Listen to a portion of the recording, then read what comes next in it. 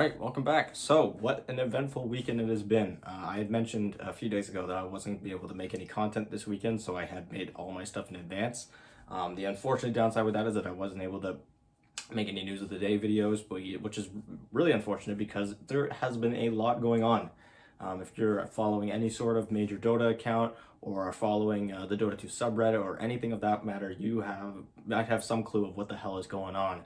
Because to put it lightly, it is a shit show, it looks like. So with everything that's going on, I've kind of grabbed some of the most important stuff that's happened through the past couple of days, and I put it near the top. I was going to put it in chronological order, just so we can kind of get a timeline of everything, but I really think that I should put the more pressing matters near the front of the video, and then put the less important stuff at the bottom. So starting off, the first thing that happened was Valve officially canceled all of their TI ticket sales.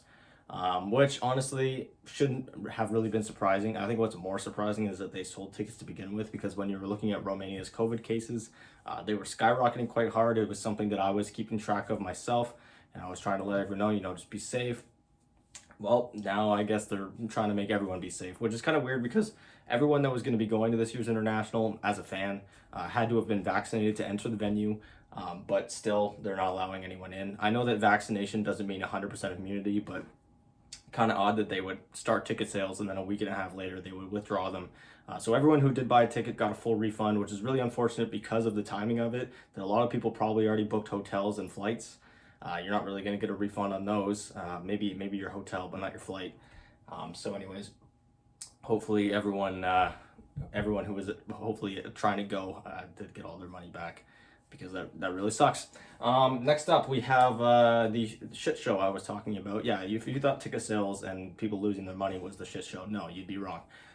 Basically, what's been going on is teams have been showing up to the COVID bubble, which started yesterday, and they are showing up into these absolutely tiny rooms that are so crammed that you can't even walk in them when everyone's sitting in their seats. There's been some videos, some pictures. Basically, what's been going on is Valve and PGL. Of course, PGL is the tournament organizer, so everyone's kind of throwing shade at PGL. But at the same time, this is Valve's responsibility. Even though PGL is the one that's organizing the tournament, Valve has to make sure that they're doing a good job, because this has been pretty unacceptable. Basically, what's happened is that all of the teams that qualified through qualifiers and had low amount of DPC points got put in like the smallest rooms, the most bare setups, internet connections not even working when the teams showed up. Meanwhile, some other teams that finished near the top of the DPC, like Virtus Pro, shared their picture of their room. I believe Team Secret also shared a picture of their room, and they look nice and spread out like usual, like how you would usually expect a hotel room for the group stage to be held. Because keep in mind, these rooms that you'll see in the comments down below, I linked the Team Spirit one. There's a video there, as well as the other teams that have really small rooms.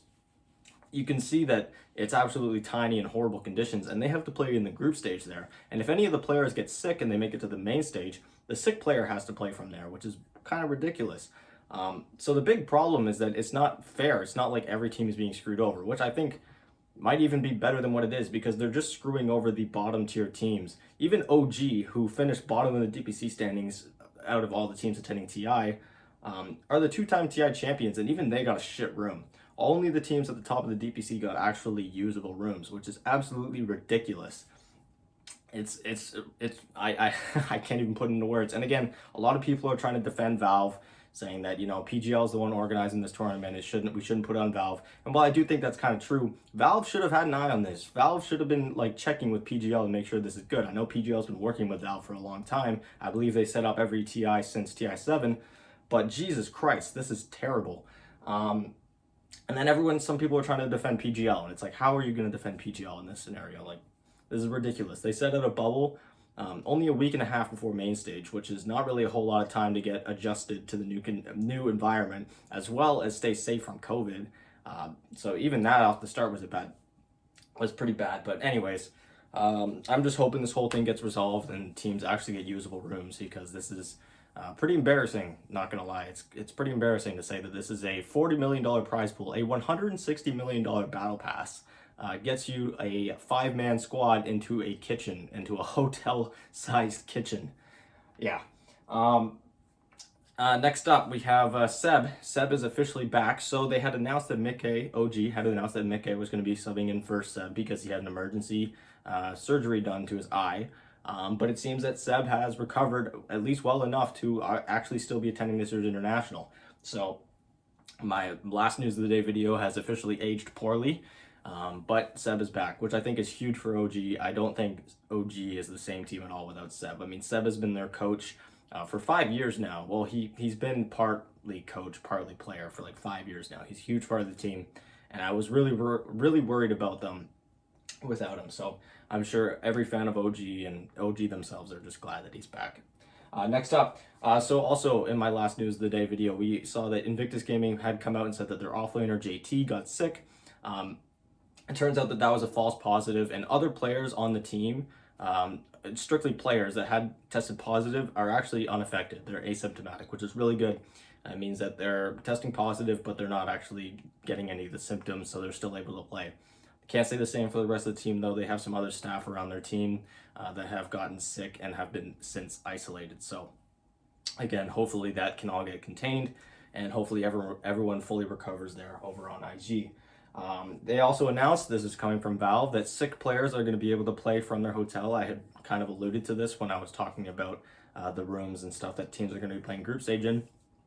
If you are sick with COVID and you are unable to attend physically, or well, you wouldn't be able to attend physically because you'd be sick, you'd have to be isolated, you're able to play remotely. This is the only time you're able to play remotely at an international. And yeah, and with that, Zhao8 has come out, who is of course the coach of PSG.LGD, and of course Zhao8, a legend, needs no introduction, has come out publicly and said that they will eat shit if that's what it takes to win this TI.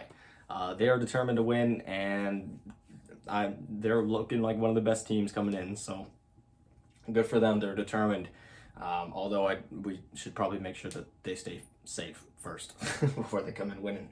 Next up, wrapping up with some less important news after the bombshell that's been going on for the past few days. PPD, who was coming in as a talent for the English cast, has officially withdrew from this year's international. I would be surprised if he wasn't the last one to withdraw. I mean, of course, COVID cases are rising in Romania. There's no crowd anymore. There's less emphasis on being there. So I'm surprised they're still even doing a cast in person, if I'm being honest. And finally, Dr. K, who you might all know is the healthygamer.gg guy. Super fun guy to watch, super nice guy. He's going to be acting as the mindset and performance coach for Evil Geniuses for TI10, which I think it's pretty common for teams to have some sort of mindset coach or team therapist or something like that, because, you know, playing a game as competitive as Dota 2 for so long with the same few people over and over and over again can be really stressful. So I think this is a pretty good move from EG. I'd be interested to see how they do, and if they feel like they should keep him for the rest of the year and maybe sign him to a contract or something like that. But anyways, that's going to do it. Again, this is kind of like my news of the weekend video, since I missed out on that whole thing. So hopefully I got you guys up to speed. Let me know what you guys think about any of the stories I talked about today. What do you think about the Valve and PGL thing going on right now? Let me know what you guys think about Seb being back. I had fully counted him out, honestly. That's how it sounded when they had announced that he wasn't going to be showing up, but he's here. So yeah, let me know what you guys think in the comments down below as always, and I will talk to you tonight with another video.